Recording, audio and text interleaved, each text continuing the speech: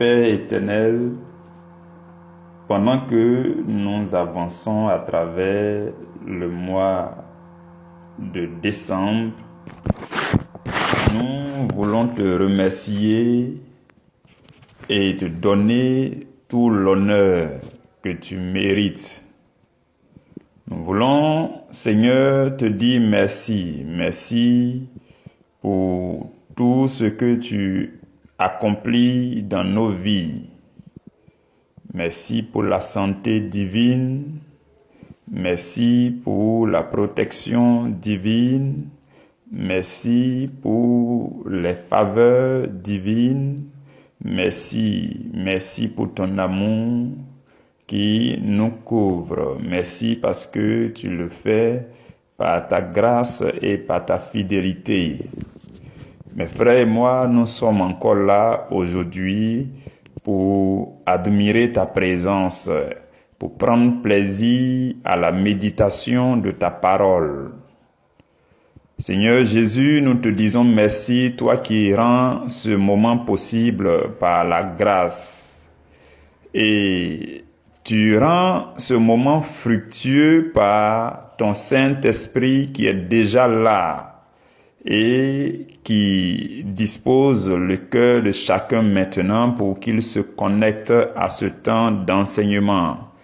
Esprit du Dieu vivant, esprit de crainte de l'Éternel, esprit de connaissance, esprit de force et de conseil, esprit de sagesse et d'intelligence, esprit de l'Éternel, repose sur nous maintenant et transfère à chacun de nous les choses excellentes venues du ciel pour nous en ce matin.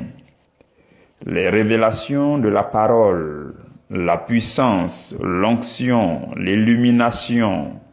Seigneur, je prie que tout cela soit le partage de mon frère, de ma sœur en ce matin du mercredi 2 décembre. Je prie que, Seigneur, ces paroles semées dans la vie de chacun prospèrent sans obstacle. Je détruis tout obstacle à la croissance de la semence de la parole dans la vie de quelqu'un. Je détruis toutes les œuvres de l'ennemi, tout plan de l'ennemi pour s'opposer à l'accomplissement, à la réalisation parfaite de ta parole dans la vie de mes frères. Tu as déclaré que lorsque ta parole descend, c'est comme lorsque la neige et la pluie descendent et ne retournent pas sans avoir fécondé la terre, sans avoir donné au cultivateur la récolte en abondance. Seigneur, de cette même façon, je déclare en ce matin que ta parole prête à être semée dans le cœur de chacun, cette parole porte beaucoup de fruits. Au nom précieux de Jésus-Christ, Amen. Père, je déclare que pendant que chacun entend le son de ma voix, la force, l'onction soit communiquée, soit infusée dans son homme intérieur et que Seigneur, la parole illumine entièrement l'homme intérieur de chacun pour une saine croissance spirituelle et pour une saine obéissance à ta parole. Qu'il en soit ainsi dans la vie de mes frères au nom précieux de Jésus-Christ. Amen. Je déclare que cette semaine est une semaine favorable. Ce mois de décembre est un mois favorable, un mois qui prépare tout aussi favorablement l'année 2021. Je proclame et je répands le sang de Jésus-Christ sur chaque personne qui est sous le son de ma voix en cet instant précis. Au nom précieux de Jésus-Christ, Amen. Béni sois-tu, Éternel. Merci pour ton amour. Merci pour ta fidélité. Amen. Sous la nouvelle alliance en Jésus-Christ, que devons-nous comprendre par sacrifice? Sous la nouvelle alliance en Jésus, que devons-nous comprendre par sacrifice? Nous sommes donc le mercredi 2 décembre, à la première heure. Mes frères, mes sœurs, dans le Seigneur, hier déjà nous avons parlé du sacrifice dans l'Ancien Testament. Nous en avons parlé, nous avons donné quelques exemples. Aujourd'hui, nous allons comprendre. Je prie que tu te disposes. Dispose-toi vraiment, parce qu'il faut que tu saisisses. Nous tous, en tant que chrétiens, nous sommes sous la nouvelle alliance en Jésus. Et si tu m'entends que tu n'es pas chrétien, dispose-toi également pour que tu comprennes ce que la Bible appelle, ce que les chrétiens appellent la nouvelle alliance en Jésus-Christ. Une alliance est d'abord tissée. Une alliance est d'abord tissée. Et par la suite, il y a des adhérents à l'alliance. Et je voudrais qu'ensemble, nous puissions méditer en quelques points pour comprendre comment l'alliance a été établie, comment la nouvelle alliance a été tissée, a été établie. Alors, on dit nouvelle alliance. Donc, pourquoi nouvelle alliance? Pourquoi est-ce que c'est une alliance nouvelle? Parce qu'il y avait une ancienne alliance.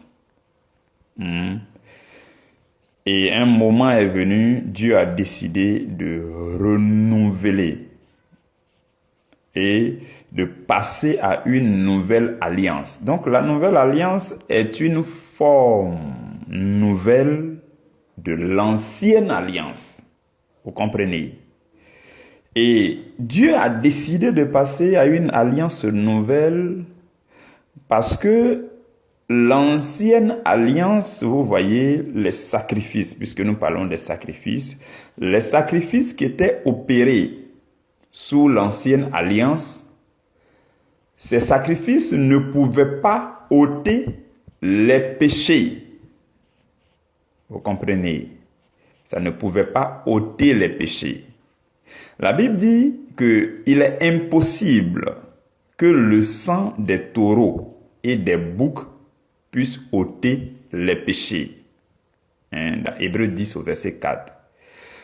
Dans l'Ancien Testament, comme nous l'avons vu hier, c'était des sacrifices des taureaux, des boucs, des génisses, des oiseaux. Toute forme d'animaux était sacrifiée et l'odeur agréable montait vers Dieu dans le but d'apaiser Dieu. Mais cela n'était pas suffisamment. Ça n'a jamais été suffisant pour ôter le péché, pour effacer, pour éradiquer totalement le péché de l'humanité depuis Adam et Ève. Vous me suivez? Voici la raison pour laquelle Dieu a décidé d'opérer un sacrifice plus agréable en vue d'entamer une nouvelle alliance. Et dans Hébreux 10 au verset 6, Dieu va dire, Dieu dit, je n'ai agréé ni holocauste, ni sacrifice pour le péché. Vous voyez, tout ce que les gens faisaient dans l'Ancien Testament, Dieu n'a pas agréé. Ce n'était pas si agréable à Dieu. Ce n'était pas agréable au point d'apaiser totalement Dieu par rapport au péché de l'humanité. Donc Dieu n'a pas agréé les holocaustes et les sacrifices de l'Ancien Testament. Voilà pourquoi la nouvelle alliance va faire son apparition. Et dans Hébreux 10, au verset 11, la Bible dit, tandis que tout sacrificateur fait chaque jour, parlant de l'ancienne alliance, les anciens sacrifices, tout sacrificateur faisait chaque jour le service pour offrir souvent les mêmes sacrifices qui ne peuvent jamais, le verset 11 de Hébreux au chapitre 10, qui ne peuvent jamais ôter les péchés, vous voyez. Quelque chose qui ne peut pas, vous voyez, c'est comme souvent quand on fait recours à des solutions, temporaires pour régler un problème permanent. Vous voyez, non? Il y a beaucoup d'hommes aujourd'hui qui cherchent à faire recours à des solutions temporaires. Je prends crédit ici pour faire ceci. Ce sont des solutions temporaires. Le problème que tu as, c'est un problème. Si tu ne trouves pas la solution permanente, ça ne peut pas résoudre le problème que tu as. Parce que c'est un problème permanent. Tout le monde a ce problème. Donc, la sagesse consiste à trouver une solution permanente pour régler un problème qui est permanent. Si tu cherches une solution permanente pour un problème qui est une solution temporelle pour un problème qui est permanent, à un moment donné, la solution finit. C'est ce qui se passait dans l'Ancien Testament. Ils font le sacrifice chaque jour. Quand ils font, ça apaise un peu Dieu, mais ça ne peut pas ôter le péché de l'humanité. Chaque jour, ils le font.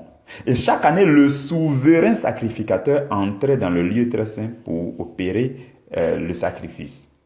Mais malgré tout, le souvenir du péché revenait.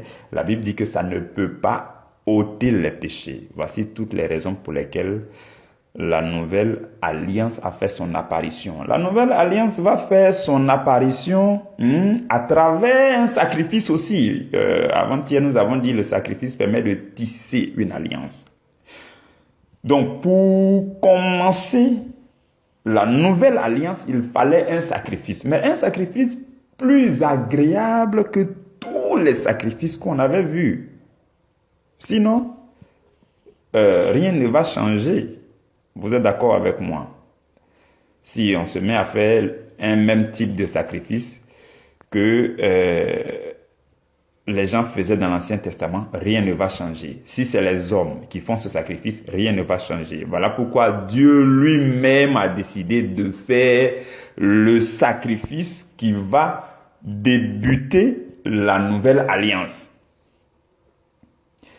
Dans Hébreux 10, le verset 5 dit que en entrant dans le monde, Jésus a dit à Dieu, il dit, tu n'as voulu ni sacrifice, ni offrande, mais tu m'as formé un corps. Oh, frères et sœurs, je ne sais pas si vous comprenez.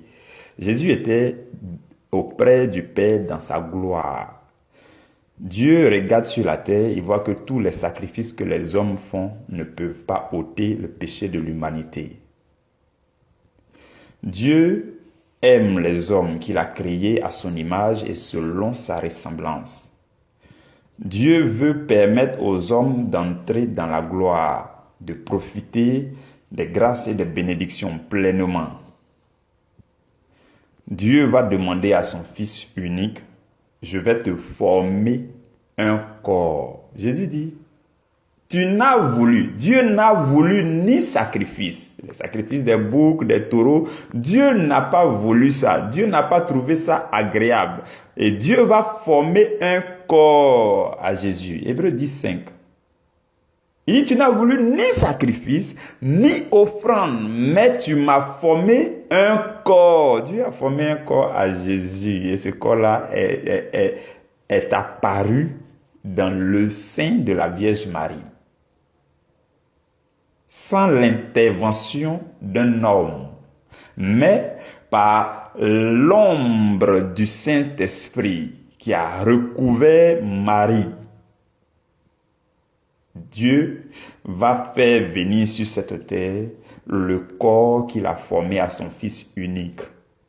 Vous comprenez? Et Jésus va venir, il va commencer à vivre, il va vivre ainsi de suite jusqu'à ce qu'il soit sacrifié. Déjà toute sa vie, le fait qu'il vienne sur la terre, toute sa vie déjà était un sacrifice. Mais le sacrifice ne va pas se solder par un sacrifice de sang. Non seulement sa vie a été dédiée pour l'humanité, pour communiquer Dieu à l'humanité, mais sa vie va être sacrifiée. Il va être crucifié en sacrifice. Vous comprenez? Donc, et ce que je veux vous dire aussi, c'est que c'est un sacrifice qui a été offert une seule fois parce que c'est le sacrifice le plus agréable. La Bible dit dans Hébreux 10 au verset 12 que Christ, après avoir offert un seul sacrifice pour les péchés, combien de sacrifices? Un seul. Il s'est assis pour toujours à la droite de Dieu. Donc, c'est un seul et unique sacrifice qui a initié la nouvelle alliance. Et la Bible appelle cette alliance la seconde alliance. Comme je nous l'ai dit une fois en langue française, quand on dit seconde, au lieu de dire deuxième, quand on dit c'est la seconde chose, au lieu de dire c'est la deuxième chose, quand on dit la seconde chose, ça veut dire que c'est la deuxième et la dernière partie. En bon français, c'est comme ça. Quand on dit c'est le second, ça veut dire que c'est le dernier, le deuxième et le dernier. Donc la nouvelle alliance, la Bible dit que c'est la seconde alliance, la deuxième et la dernière alliance. Le dernier sacrifice. Vous comprenez? Et ce sacrifice-là a été opéré par Dieu lui-même.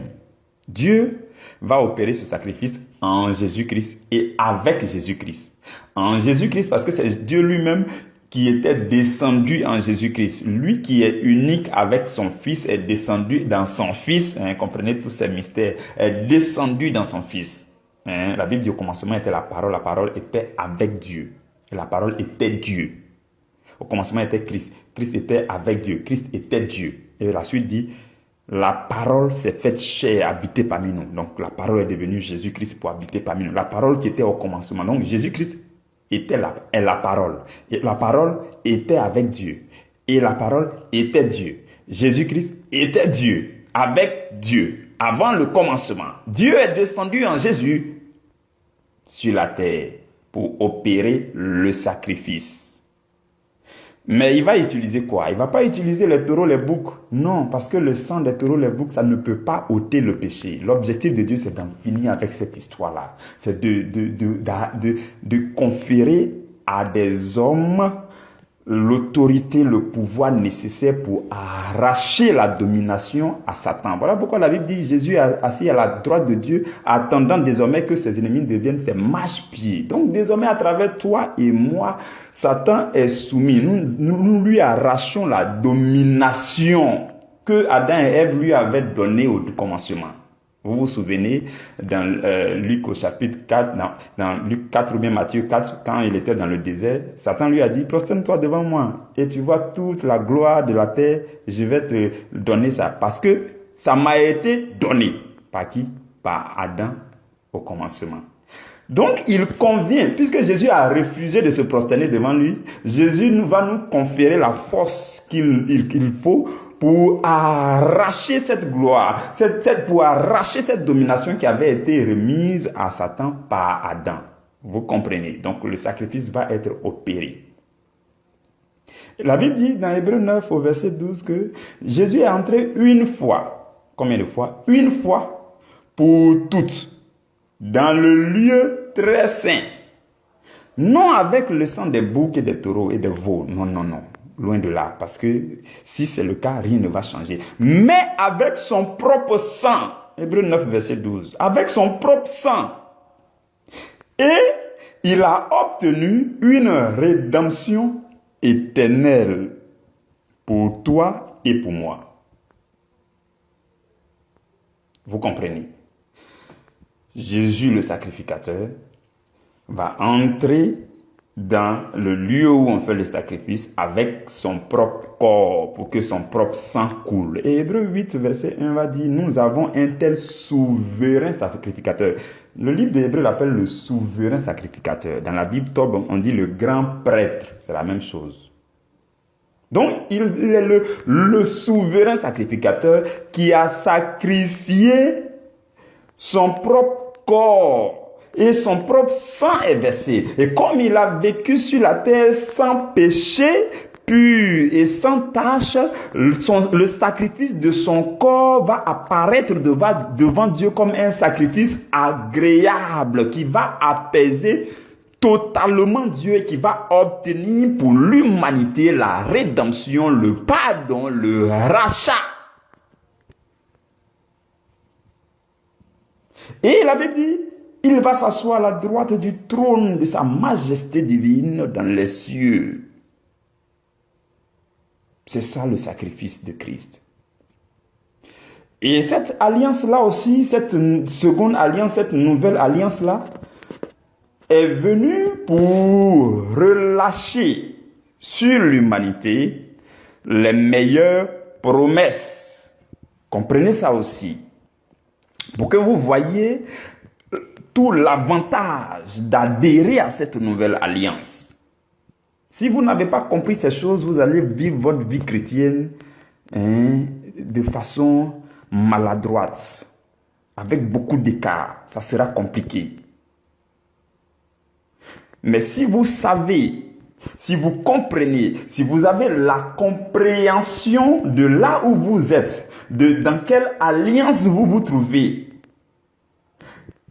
avec qui vous marchez, avec quel Dieu vous avez cette alliance, si vous avez cette compréhension, vous allez vivre votre vie chrétienne sans sueur, vous serez zélé sans fatigue, vous allez vivre votre vie chrétienne à l'aise. Quand on va vous dire, voici, il faut faire le sacrifice, il faut faire ceci, tu vas le faire avec beaucoup de joie. Parce que tu sais que les promesses qui sont rattachées à ça sont des meilleures promesses. Hébreux 8, au verset 6, la Bible dit, Christ est le médiateur d'une alliance plus excellente. Ça veut dire que la nouvelle alliance est une alliance plus excellente et qui a été établie sur de meilleures promesses. Vous comprenez, mes frères et mes sœurs. Et la Bible va nous dire que quand Christ a été sacrifié, son sacrifice va ôter les péchés. Il va obtenir le pardon des péchés. Et quand vous lirez Hébreux 10 au verset 18, la Bible dit, là où il y a pardon des péchés, il n'y a plus d'offrande pour le péché. Comprenez ce verset-là. Ce verset-là seul, on aurait pu prendre pour prêcher longtemps dessus. Je veux que vous le compreniez. Il n'y a plus d'offrande, il n'y a plus de sacrifice de sang à faire pour le péché. Il n'y a plus de sacrifice de sang à faire pour le péché. Il n'y a plus d'offrande pour le péché. Jésus-Christ est mort une seule fois et nos péchés ont été pardonnés. Il n'y a plus d'offrande ni de sacrifice pour le péché. Comprenez bien.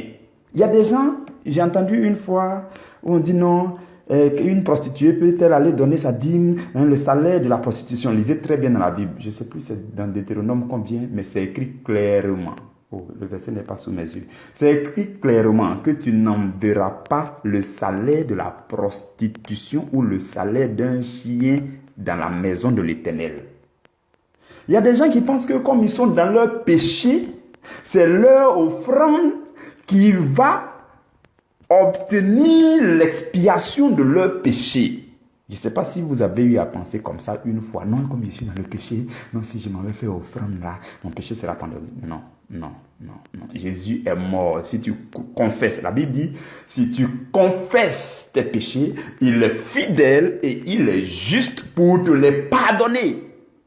Donc, ton argent là, il ne faut pas aller donner ça comme si tu partais acheter ton pardon. Ton pardon a été déjà acheté par Jésus-Christ. Quand tu as ton argent que tu veux donner à l'église, c'est pour autre chose, c'est pour contribuer. On va parler de ça tout à l'heure. Donc, il ne faut pas avoir la mentalité de je m'en vais donner une offrande pour le péché. La Bible dit, là où il y a pardon des péchés, il n'y a plus d'offrande pour le péché. Tes offrandes, ce n'est plus parce que je vais aller, quand on me donne le pardon du péché. Non, comprenez ça. On a beaucoup de choses à dire aujourd'hui. Je ne veux pas trop rester sur ce point. C'est un point très intéressant.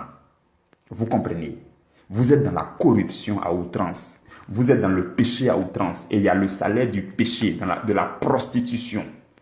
Si vous prenez pour aller donner à l'église là, c'est pour s'aimer dans l'œuvre de Dieu. Ce n'est pas pour obtenir le pardon de votre péché. C'est pour autre chose. Ce qui obtient le pardon de votre péché, c'est quand vous confessez vos péchés et que vous croyez que Jésus vous pardonne systématiquement et que dans le même temps, il vous accorde le secours pour vous purifier de toute iniquité. La force qu'il vous faut pour ne plus reprendre va vous remplir à l'instant. Quand vous sortez de là, vous marchez dans une vie de sanctification. Vous ne retournez plus à vos vomissures. Voici le processus pour entrer dans le pardon qui a été obtenu par le sacrifice de Jésus. Ce n'est pas l'argent. Ce n'est plus, je ne sais pas si avant c'était comme ça aussi, mais en tout cas, ce n'est plus le sacrifice de sang. Ce n'est plus un sacrifice de sang, ni une offrande qui va acheter ton pardon. Comprenez ça. Ton offrande là, garde ça, on va parler de ça tout à l'heure. Ce que tu vas faire avec. Et puis demain aussi, on va parler de ces choses. Vous comprenez? Je voudrais aussi dire que cette nouvelle alliance, ça correspond aussi à l'accomplissement de la loi.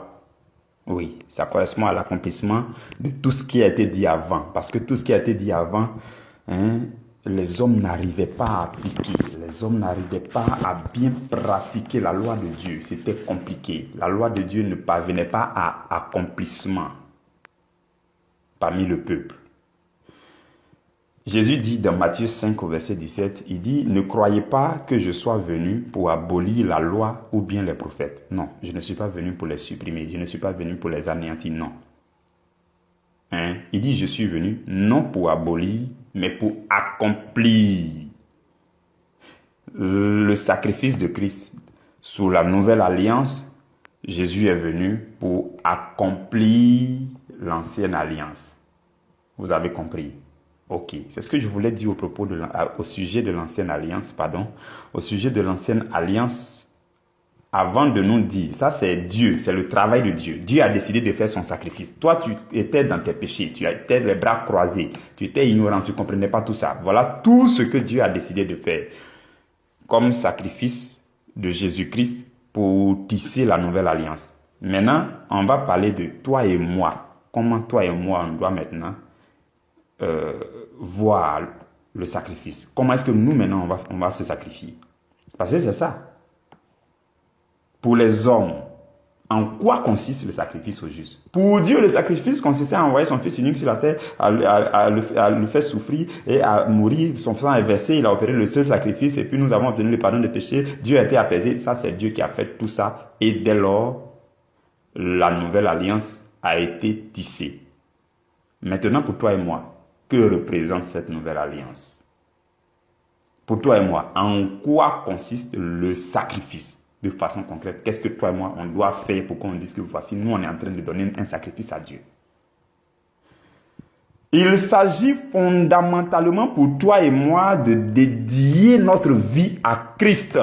Retenez ça.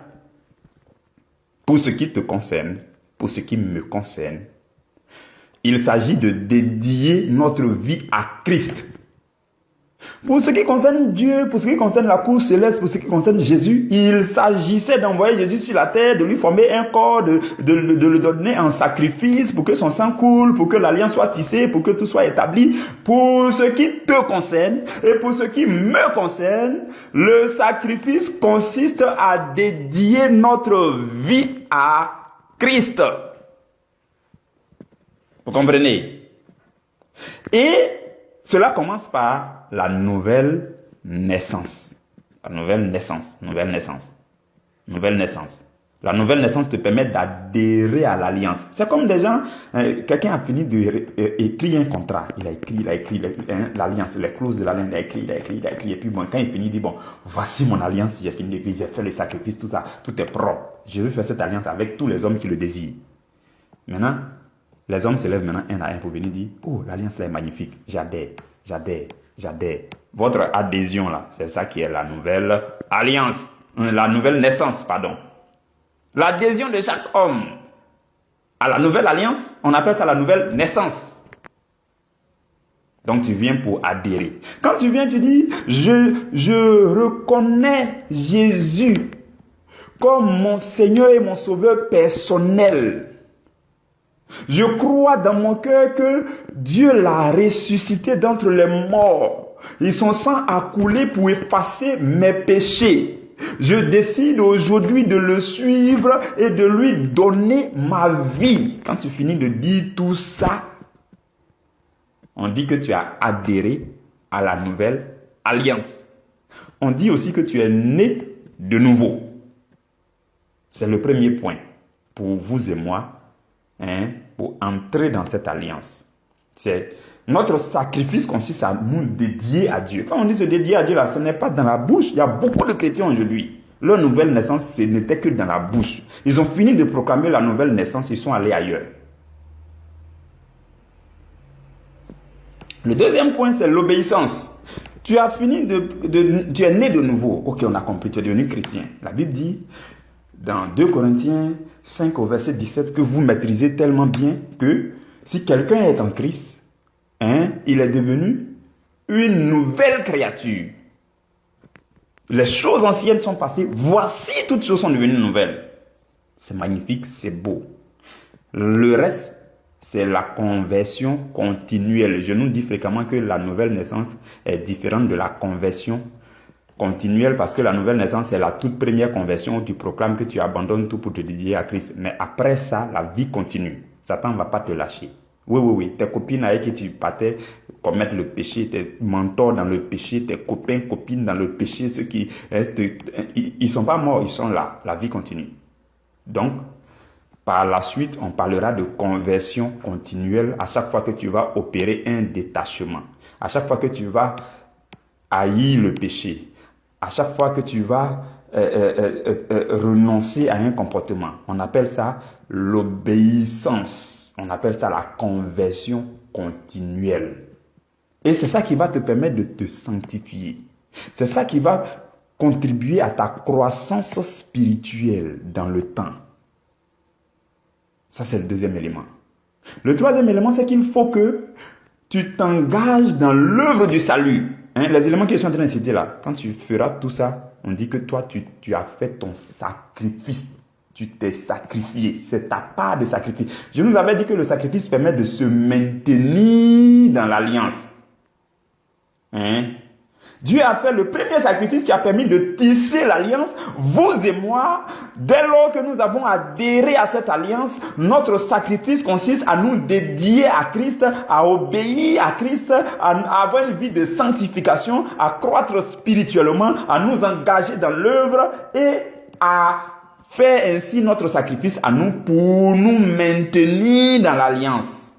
Donc pour te maintenir dans l'alliance, ton sacrifice consiste à te dédier à Christ, nouvelle naissance, obéissance, vie de sanctification, conversion continuelle. Tu t'engages dans l'œuvre du salut. Oui, dans le service. Il faut t'engager quelque part. Tu ne l'as pas encore fait, c'est pas bon. Quand on dit j'ai dédié ma vie à Christ, ça veut dire que je sers Christ. Il est mon Seigneur. Quand quelqu'un est ton Seigneur, ça veut dire que tu lui obéis dans le service aussi. L'obéissance à Christ va te permettre d'avoir une vie de sanctification. Ça va contribuer à ta sainteté, à ta croissance spirituelle. Non seulement ça, mais l'obéissance à Christ va te pousser à t'engager dans le service pour le salut des âmes. Parce que c'est ça qui coûte plus cher à Christ. L'objectif de Christ, c'est qu'il y ait le maximum des hommes pour adhérer à la nouvelle alliance, pour naître de nouveau. Donc, ton objectif, à compter de maintenant, c'est de gagner les âmes. Comment on va gagner les âmes? Où est-ce que les gens travaillent pour gagner les âmes? Ok, il y a des gens qui se sont regroupés là, qui sont en train de faire tout pour gagner les âmes, qui annoncent l'évangile, qui proclament l'évangile. Ok, j'adhère là, je fais le service. Parce que j'ai dédié ma vie à Christ. Parce que je me suis donné en sacrifice. Comprenez? Et donc, tu vivras désormais ta vie en tant qu'un sacrifice à Dieu. Quand tu marches comme un sacrifice. Et c'est ça qui est ton culte. Dans l'Ancien Testament, le culte que les gens faisaient, les rituels que les gens faisaient, c'est de mettre un autel, ou bien aller dans le tabernacle, aller dans le lieu saint, égorger le taureau, ainsi de suite, déposer sur l'autel et puis sacrifier. C'est ce que les gens faisaient. Ça, c'était leur culte de l'Ancien Testament. Aujourd'hui, ton culte, c'est que tu as dédié ta vie à Dieu en sacrifice. Quand tu marches comme appartenant à Dieu. Tu es un sacrifice vivant. C'est ce que dit Romains chapitre 12. Lisez Romains chapitre 12 au verset 1. La Bible dit, je vous exhorte donc, frères, par les compassions de Dieu, à offrir vos corps comme un sacrifice vivant. Le sacrifice, il est comment il est vivant. Tu es en train de manger, tu es sacrifice de Dieu. Tu es en train de marcher, tu es sacrifice de Dieu. Tu es dans les transports en commun, tu es sacrifice de Dieu. Partout où tu passes, tu es dans le sacrifice. Le sacrifice de Dieu ne doit pas rentrer dans les endroits noirs. Parce que c'est un sacrifice de Dieu. Et c'est un sacrifice vivant. Romains 12, 1 dit, un sacrifice vivant, saint et d'agréable odeur. Et la suite dit, c'est ça qui sera de ta part un culte raisonnable. C'est ton culte qui est là. C'est ton style de vie qui est là. Désormais, tu es sacrifice de Dieu. Sacrifice vivant. Vous comprenez? Et aussi, un autre point, c'est qu'il faut que tu contribues à l'œuvre. Normalement, si tu t'engages bien dans le service, si tu t'engages bien, que tu as un rôle dans un ministère, quelque part là-bas, dans une église ou bien dans une communauté, que tu fais bien ce que tu as à faire, c'est déjà un bon pas. Tu as dédié ta vie à Christ et au service de Christ. En principe, un moment vient maintenant. La suite logique, j'ai dit la suite logique parce que souvent ce n'est pas le cas sur beaucoup de personnes.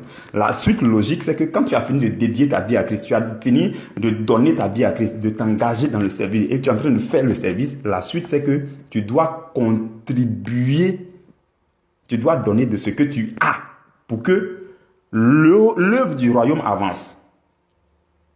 Quand tu t'es donné, qu'est-ce que tu attends pour donner ce que tu as aussi? Pour contribuer à l'œuvre.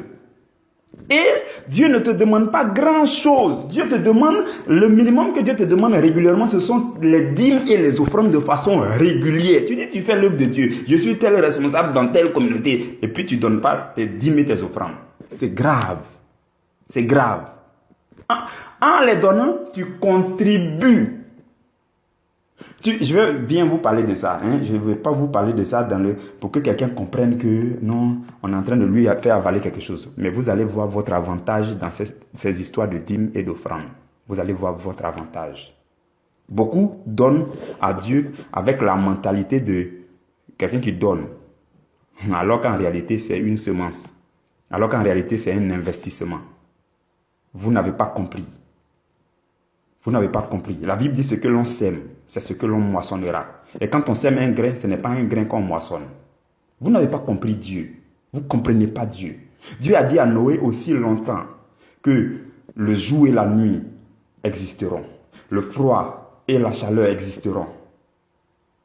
La semaille et la moisson, il n'a pas dit la semaille seulement, la moisson aussi, vont exister aussi.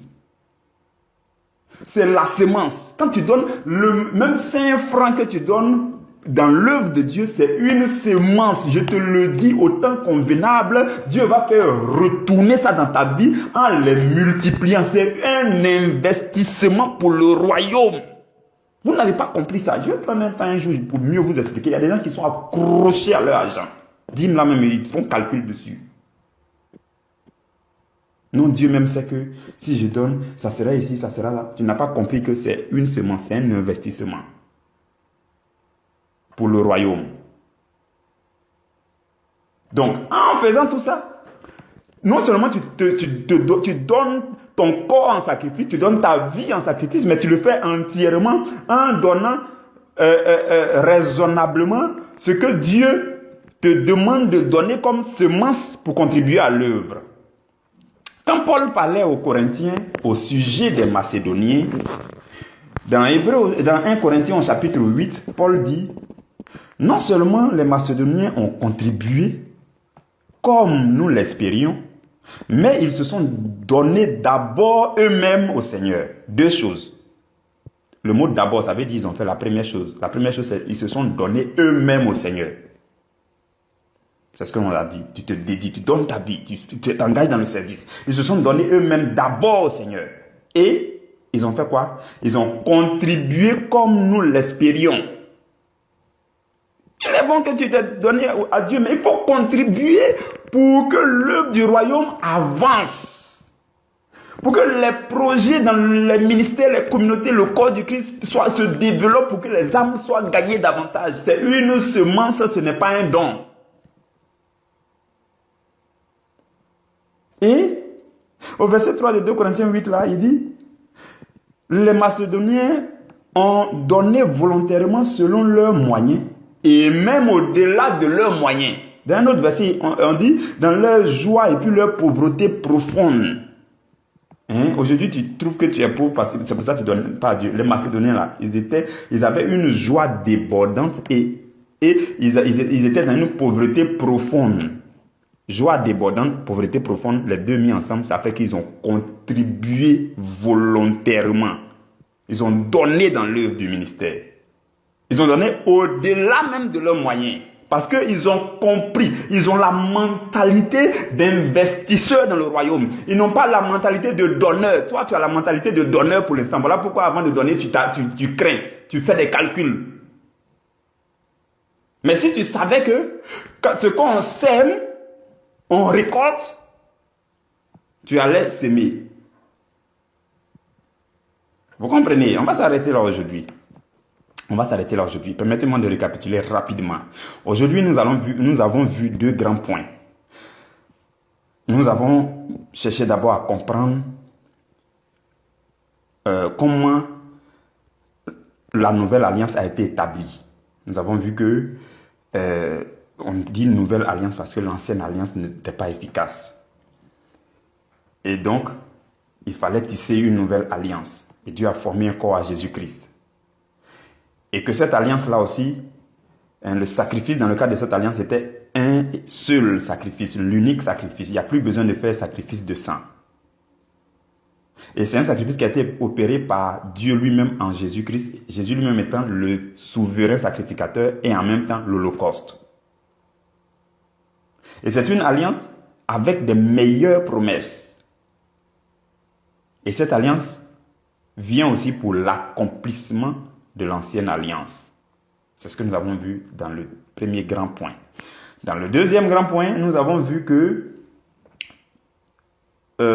Dieu a fait ce qu'il fallait en sacrifiant Jésus, tout ça. Mais pour nous les hommes, en quoi cela consiste, le sacrifice? Puisque notre sous-thème dit, sous la nouvelle alliance, que devons-nous comprendre par sacrifice? Toi et moi, qu'est-ce que nous devons comprendre? Donc aujourd'hui, toi et moi maintenant, qu'est-ce qu'on doit comprendre? Le sacrifice pour nous consiste à dédier notre vie entièrement à Jésus. Entièrement signifie non seulement ce que nous sommes, mais aussi ce que nous avons. Selon ce que nous avons résolu dans notre cœur. Et cela commence par la nouvelle naissance, ensuite l'obéissance, la conversion continuelle, la conversion continuelle, la vie de sanctification, la croissance. Et par la suite, il faut s'engager. C'est la suite logique. Il faut s'engager dans l'œuvre du ministère. Et il faut vivre comme un sacrifice vivant, saint et d'agréable odeur. Tout ce que tu fais, tu es dans la douche, tu es un sacrifice de Dieu. Il y a des gens, quand ils se retrouvent dans certains endroits, ils ne sont plus à Dieu. Ils font des choses, on dirait qu'ils sont devenus des animaux. Bon, excusez-moi du terme. Sinon, ils tombent, c'est-à-dire ils deviennent homme animal en même temps. Partout où tu dois être conscient que tu es un sacrifice vivant de Dieu. Et la suite logique aussi, c'est que tu dois contribuer à l'œuvre du salut. Tu dois donner régulièrement tes dîmes. C'est 10 francs qui est tombé dans ta main, il faut enlever la dîme pour donner. Il y a des gens qui disent non, je ne gagne rien, pour le moment ici, ceci.